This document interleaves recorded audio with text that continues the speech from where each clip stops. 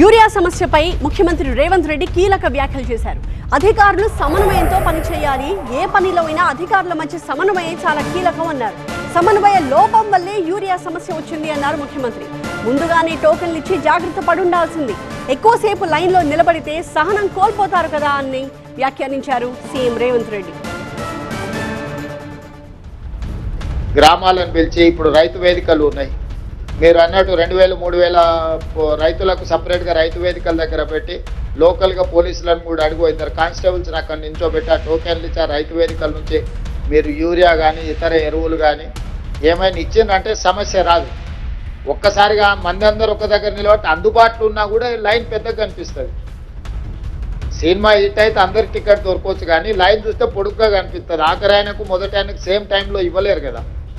Same urea అందుబాటులో ఉన్నా కూడా 1000 మంది లైన్లో ఉంటే మొదటోడికి చివరోడికి 8 గంటలు పడుతుంది. వీడు 8 గంటల లైన్లో నిలబడే వరకల్లా వీడిని సహనం నశించేసి అసలు యూరియానే అందుబాటులేదని వాడు కూర్చోవడానికి రోడ్డు కాడ కూర్చుంటాడు. కొన్నిసార్లు ఈడ కూర్చుంటుంది, ఆడ కూర్చుంటుంది అని ఎవడో ఒకటి తీసుకెళ్ళి అట్లా కూర్చోబెడతారు. అందుకోసమని మీరు టైమింగ్ ఒకప్పుడు తిరుపతిలో కూడా దర్శనాలకు రోజుల కొద్ది పట్టేది. ఇప్పుడు ఆన్లైన్ మీకు టైమింగ్ ఇస్తున్నారు, ఈ టైంకు నువ్వు వచ్చి దర్శనం చేసుకోవాలి.